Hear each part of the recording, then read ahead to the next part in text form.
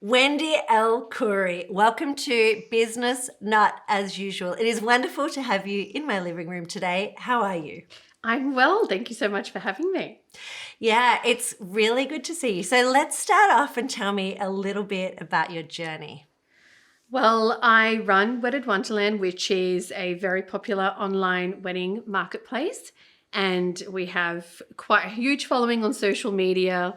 I started in the wedding industry actually as a wedding planner, but my background is project management and I am a teacher as well. And we also started an agency side, which is Wonderland Media. We focus on product development, social media management, influencer engagement, all that kind of stuff that we've learned through our process at Wedded Wonderland. So that's kind of what I do right now. My journey as well is I have 4.5 children. And I've grown my businesses through having kids, grown my team, had to learn a lot about entrepreneurship, small business management, and I guess navigating COVID as well during this time. So it's been very, very challenging and rewarding through this journey. So let me dive into that. I always think you are just such a Wonder Woman, 4.5 children. You started life as an educator and you've since really taken on the role of looking after and navigating the entire wedding industry almost single-handedly, especially through 2020. And I have watched you every day with respect and awe about how you've really handled that.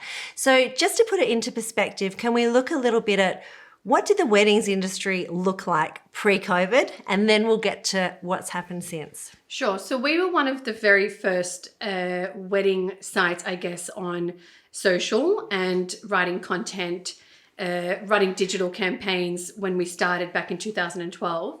And we've always wanted to be at the forefront of talking about businesses online and engaging, being a two-sided marketplace, creating demand for products that people aren't aware of, and then building out the journey of the consumer as well and the couples.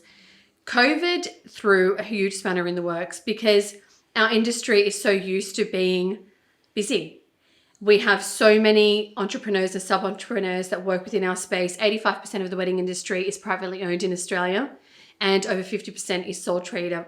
This is a business that is dependent on cash flow and a long shelf life. So when COVID struck, we knew right away that we were in trouble. We had couples postponing their weddings until when we didn't know when things were going to change and shift. We had businesses who were very, very afraid of having to provide deposits and refunds to couples that were part of their cash flow. And it became a big problem that we knew back in March we needed to hit on the head quite quickly. And we created the campaign Save Our Weddings and the slogan and the tagline that was all encompassing, thinking about both sides. I've had to personally speak to Gladys Berejiklian on Kiss FM a few weeks ago, pushing the no dancing rule, and we actually were able to get that passed through New South Wales. We've been assisting in other states as well. We've created a Facebook group as a support group, which has 3,500 very active and very vocal couples and industry peers on there. And we've just had to drive an initiative whereby we don't have all of the answers, but as a support network, so many businesses have been incredibly afraid of what will happen to them. And with, 6 to 12 months of no bookings, no future bookings, not knowing when they can facilitate their couples events, we're going through the third round of postponements. It has been very, very challenging. And so I've had to go back to my basics of education and be very resourceful, create ebooks, online learning, so many different free guides of pivoting and navigating COVID, checklists, all of these kinds of things for the wedding market, just to keep people attuned and abreast with what they can do. And, we've heard the word pivot 1,000 times in 2020 and being agile and all these kinds of things. But this is a traditional industry. This is a bricks and mortar industry that's had to somehow work out how to flip their business online. And many don't even have up-to-date websites. So it's been very, very challenging. But we are getting through it, and slowly the restrictions are easing, and hopefully the only way is up. Okay, so there was a lot in that. Yes. Thank you. So I want to go back and unpack some of that. And I want to start here. I mean, the weddings industry is already relatively tumultuous in terms of double-sided marketplace. You have a couple who needs to essentially use a venue, a wedding dress, like a supplier once. So it's already challenging. And suddenly we have COVID and the enormity of the uncertainty that came with that. So talk to me a little bit about what actually happened, because you said before, people are already dealing with things. They're then having to deal with cash flow, people cancelling. They're also dealing with a traditional bricks and mortar industry, and they've suddenly got to, on top of everything else, learn to digitize and take things online. So can you just unpack for me a couple of the extraordinary pivots or adaptations that you saw early on? We saw people first freak out and think, am I going to be unwell? I think first and foremost during COVID, everyone as a business owner thought, okay, I need to take care of my family. I need to know if this is going to affect me personally. And being in Australia and being so far away and hearing what was happening internationally was very scary. So the first, it's kind of that fight or flight mode.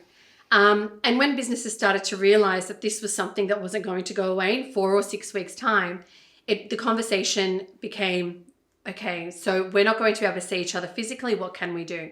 We saw restaurants, so private event spaces and traditional venues flip and start offering online food ordering services, online catering. There was one in particular who did an incredible job at actually offering a flat rate per month in getting people to commit to $200 a month, and they could get X amount of meals. And they were very well respected and well known. So people were, obviously without being able to go to the shopping center, et cetera, committing to this thing. So it's, and future-proofing their business.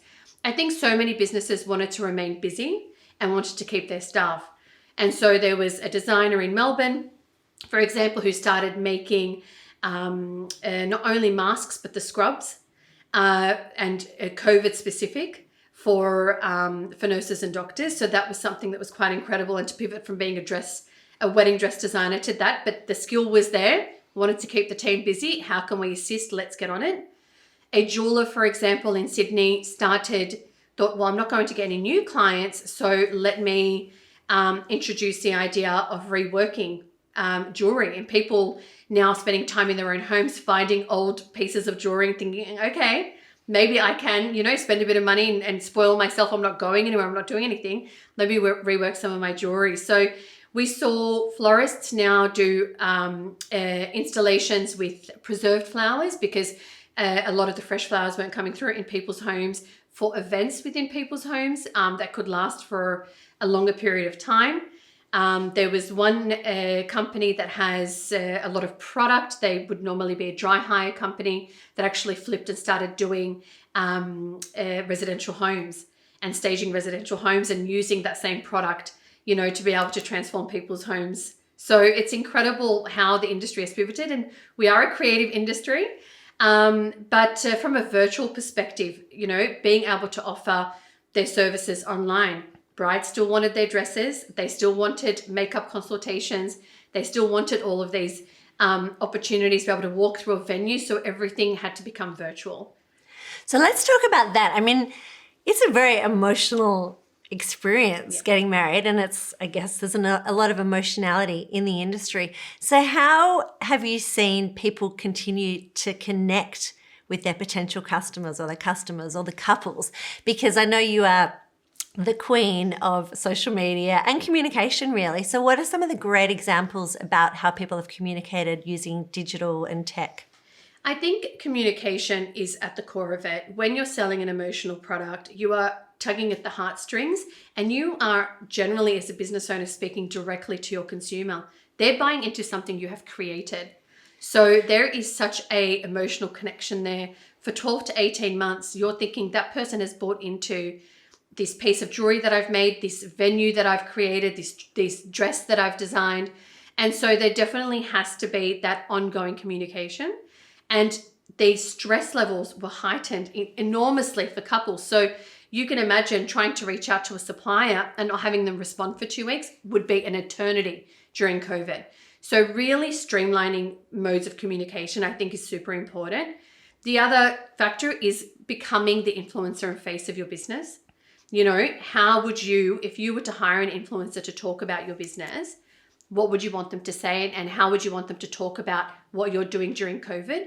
Business owners needed to become that and really get in front of that camera and have, again, their products and services very clearly articulated on their websites across their social channels, because it was within 5 minutes. Are you COVID safe? Are you going to follow the practices? Can we come visit you? When are you available? When are you opening again?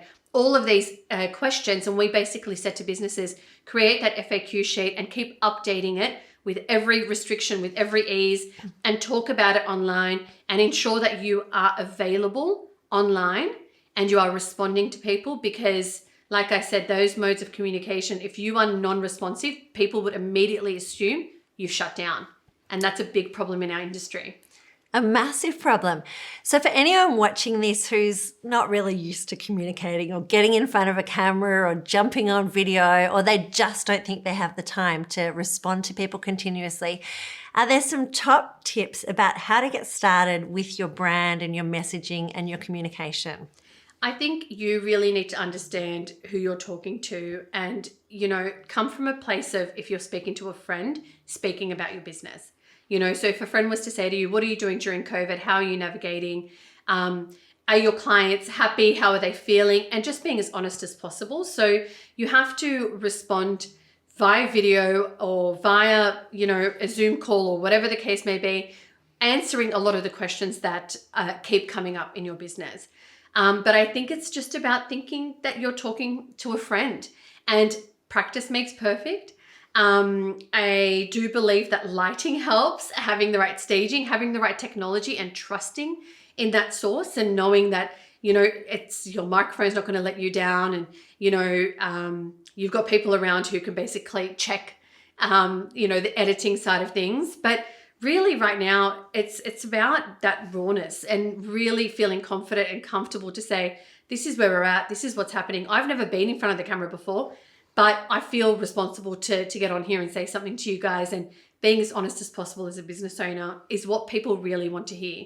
I want to talk a little bit about the financial implications as well, because we've had a lot of people kind of either worrying about cash flow on one end of the spectrum, or thinking about how can I save money? How can I cut back on costs that I might otherwise be incurring on a day-to-day basis through this time? And at the other end of the spectrum, from a revenue perspective, actually, how do I dial things up? And you've given some great examples already about how do I tap into potential additional revenue streams that I might not have previously explored. So from both ends, from a cash management perspective, what have you seen in terms of cost cutting and revenue generating? So I think, you know, the wedding industry is atypically don't have huge overheads. Unless you are a venue or somebody who has furniture, for example. You know, you are working a lot of the times, the service providers, the caterers, the photographers, from job to job. So you do have a lot of maybe equipment that you're holding onto, maybe some old equipment that you could potentially sell off or lease during this time. The other side is the additional income streams. People now want more than ever that personalized approach to business, and being able to, I guess, you know, we saw Honey Burdette, for example. There was an article the other day where they were introducing personalized. They were basically closing off their boutique and having people have private tours, and it increased their sales by 25%, which was unexpected and unprecedented during COVID. So if you can offer that kind of service within your business, and if you can give people that one-on-one time online as well, in saying, well, I can actually manage your consultation virtually. We can send out the dress, or I can have a model sit here and actually, you know, create the makeup look that we're going to do on you. That's extraordinary. And that's something that people are not used to experiencing, but would be so appreciative of that happening. So cutting down your costs means, what do you own that you can potentially sell or lease out? And then from the other side is, people want that personalized service. and they do want that experience of feeling like they're loved and wanted and appreciated. And also there is a bit more sensitivity around spend. You know, the average cost of a wedding in Australia sits around $62,000. So, you know, $62,000 12 months ago is different to what it means today for couples. And so there is that heightened sensitivity around spend. And, you know, can I really afford that? Should I be really, you know, spending that kind of money? So talking people through that and seeing what matters most to them. Celebration at the heart of weddings is what is most important. And people want to see their family, they want to see their friends, and they want to spoil them. So, you know, having those elements of being able to introduce customization, you know, having a particular wine that's come through that is your absolute favorite from, you know, and gifting it to every person. So all of these kind of things, which normally wouldn't be the case, people are looking for those ideas for their weddings to be able to really experience that moment with their guests and make sure that it's a moment to be remembered, because we're not partying the way we used to. We're not seeing each other the way we used to. Yeah. So I just had to have a big gulp of water. Did you just say $62,000 is the average spend? Yes. Wow. So as you know, I got engaged on the 1st of January 2020, Yes. and it's nearly a year later, and I've still not even thought about planning my own wedding. So let's talk about the emotionality from a couple's perspective. Popping myself into the scenario, I just kind of went, well, it's on the back burner now. You know, we don't know what's going to happen and when. For couples who'd already booked their wedding, had put down deposits, had this huge emotional day planned on the line, how have you been communicating and supporting them through this time? I mean, that's been the biggest talking point, is the couples that are in limbo. There's a whole other scenario playing out of future couples and future-proofing the industry and actually understanding when business as usual will you know, come back to the wedding industry, because, you know, there are so many people out there that are apprehensive on booking when they don't know what their wedding can look like in 2021. The couples who have been in limbo have been through, I think there's been 8 rounds of changes within restrictions to weddings in New South Wales. In other states, it has, in Victoria, for example, you know, a few weeks ago, you were not allowed to get married unless it was in an extreme circumstance. So those changes and what that actually means, we actually created an entertainment guide for couples, because we thought, okay, well, if people can't dance, then let's come up with unique and exciting ways to entertain guests. We've come up with COVID checklists for weddings, downsizing your wedding, how to cut back your bridal party, how to, you know, think about where you can move your wedding to, for example.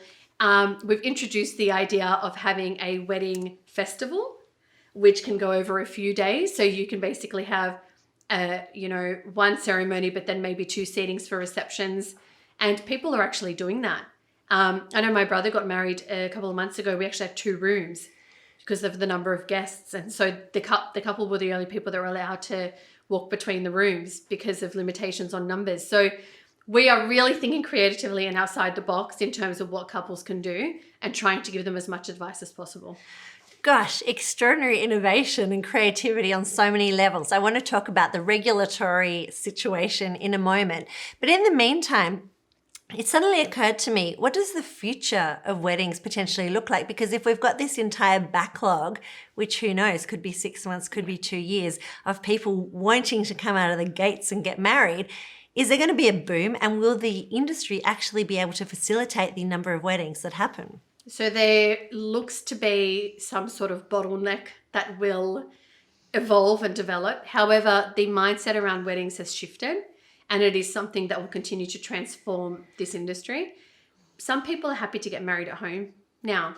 You know, we're seeing 70s style, like vanilla cake made by the auntie at home with sunflowers and, you know, a borrowed veil, and these kinds of things play out because postponing 2-3 times has put a lot of pressure on these couples, and they're thinking, well, let me just have something intimate at home, have my ceremony and have my party later. So the idea and the ideology around weddings really has come back to the sentiment, and people are going to do it their own way. We're going to see a lot of local destination weddings because, you know, we don't know when we can travel again. We're going to see weddings downsized, and it's going to be okay to do that, especially around cultural weddings, because, you know, it is what it is. So this kind of mindset will continue to evolve. We've seen bridal showers, one for the family and one for the friends, for example. I think people love that idea. Same with hens nights. So, you know, why not have two parties if you can? So we are going to see this kind of mindset continue to transform the industry for sure. Which is quite extraordinary and liberating in a way. Yeah. It almost gives us permission to do it on our own terms. It's given me a lot of ideas for the big Italian family, let me tell you. Can we switch gears a bit into the regulatory part of this whole conversation? Now, I have watched you literally, I would say, single-handedly tackle a lot of this. How does that pan out for you? Because there's Wendy with one hat, which is running a business as a founder of Wedded Wonderland and Wonderland Media and various other things. There's Wendy, the mum of 4.5 children.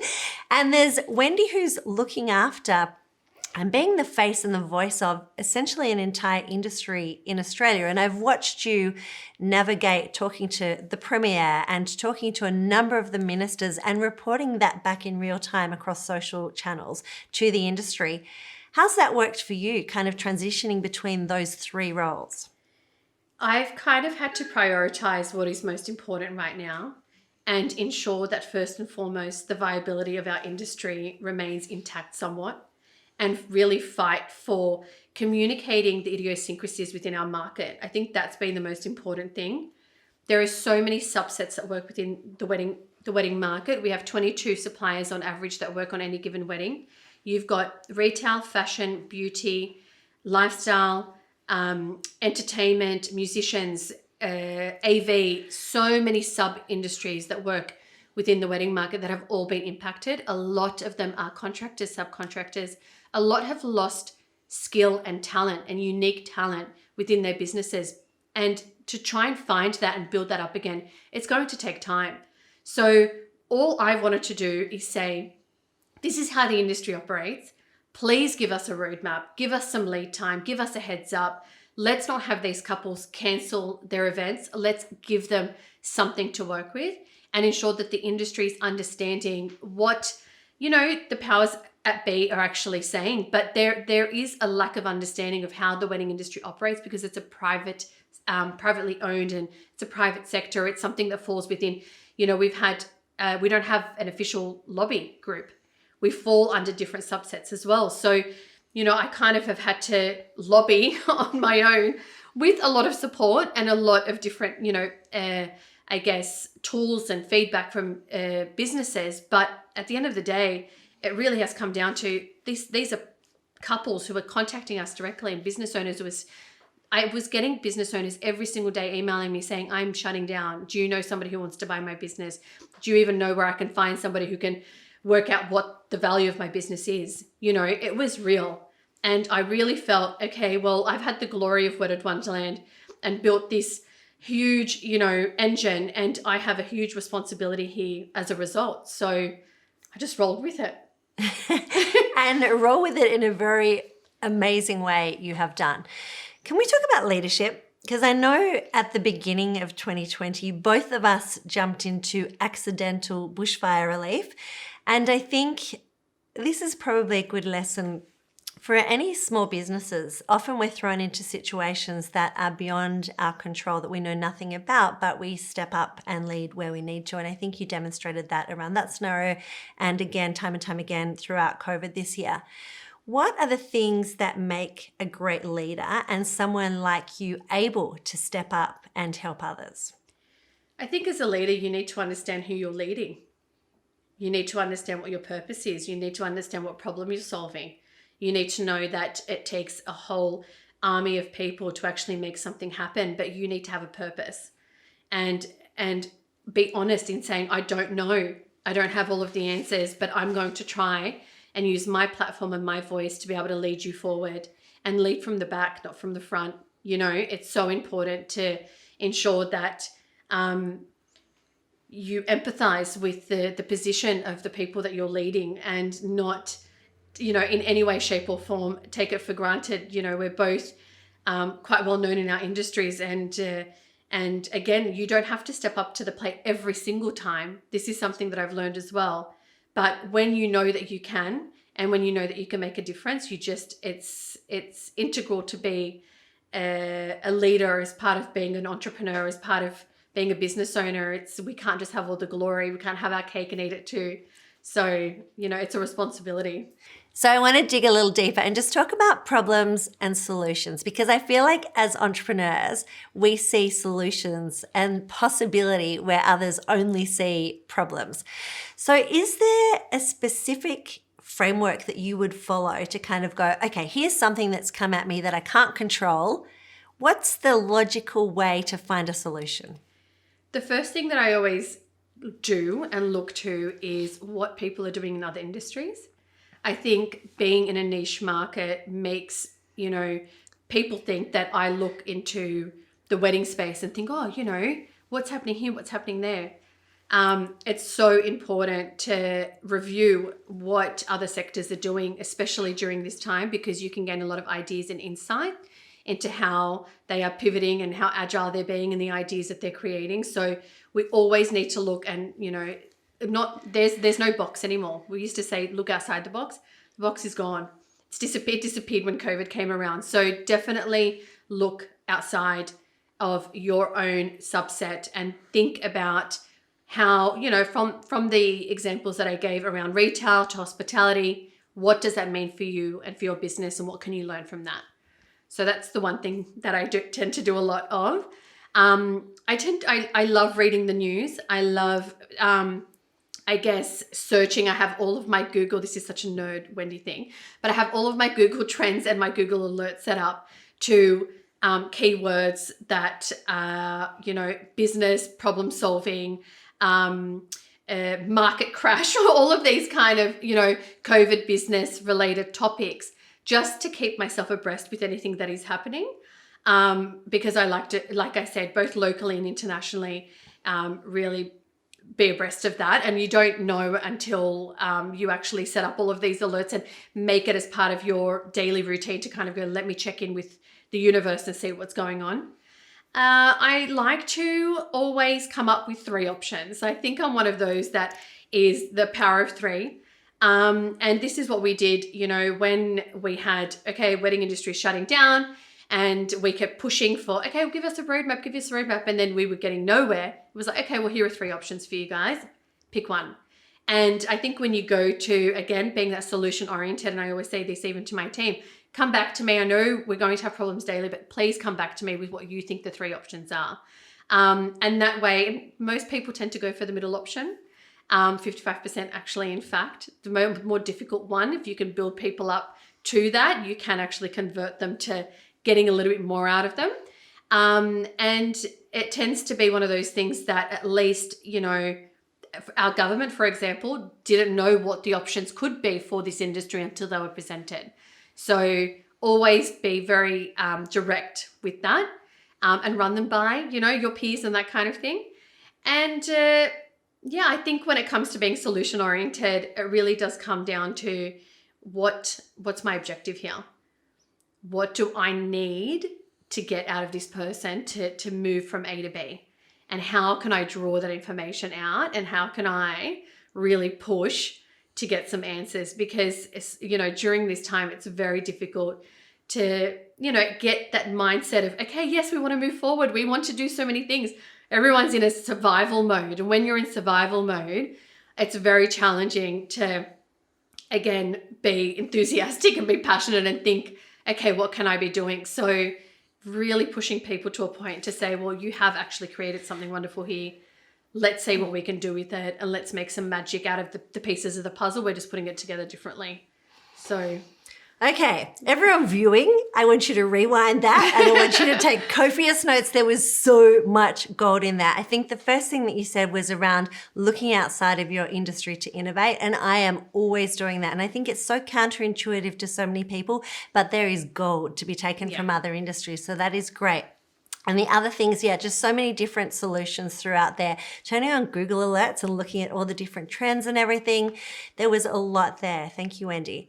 I want to jump into resilience because you sit there and you've got this big glowing smile on your face, but it has not been easy this year. So talk to me about how you harness, I believe, the learned muscle of resilience and grit and tenacity to keep going every day.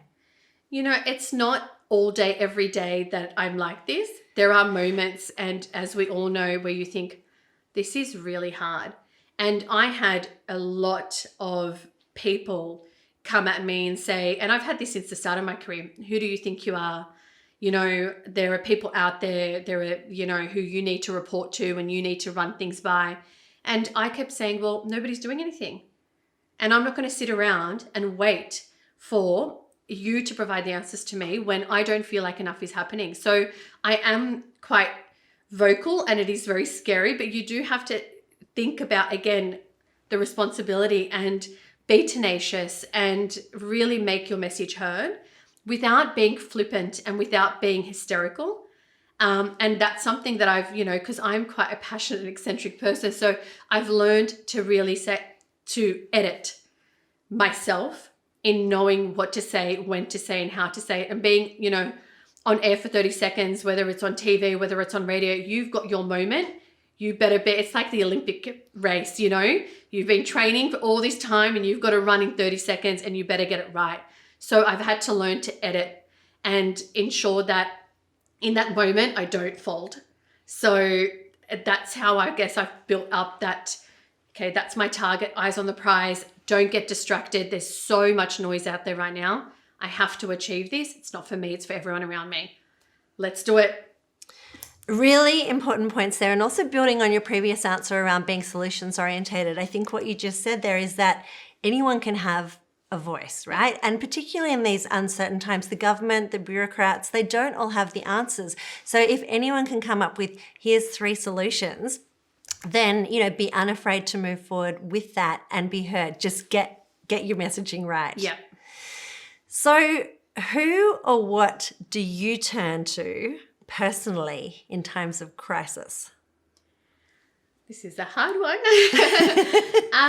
I think it's looking at people who are, doing things like, I'm not a brain surgeon. I'm not a rocket scientist. I think there are so many people out there who are really at the forefront and really, in the line of fire. When it was, the bushfires were happening, we would see those exhausted firefighters and think, yes, we've just raised X amount of dollars, but they're the ones that are doing all the work, So really looking to people who are very inspirational in getting their hands dirty and wanting to achieve something for their particular industry, for themselves, and have that, enormous power and resilience to be able to get into the front line, because I don't have that.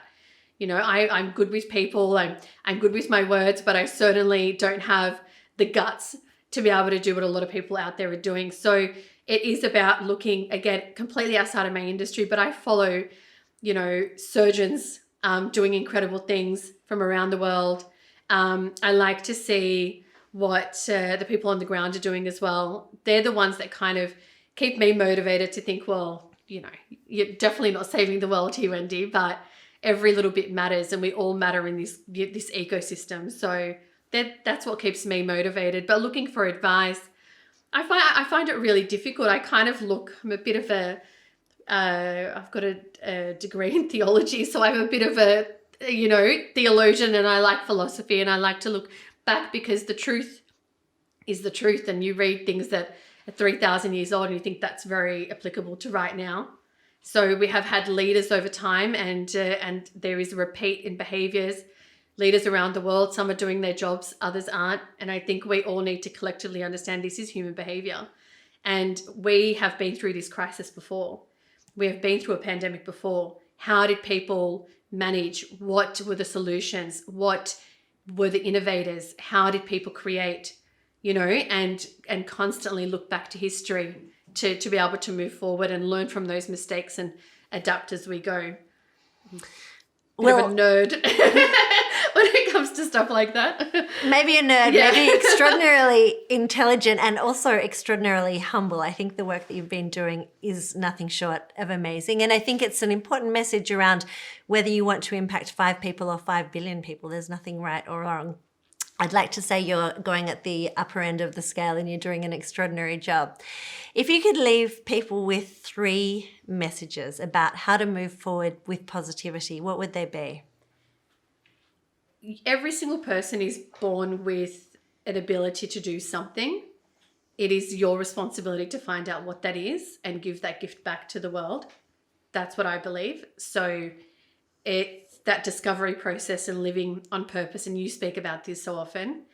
I think you struggle most in life when you're not doing what, is innately right for you.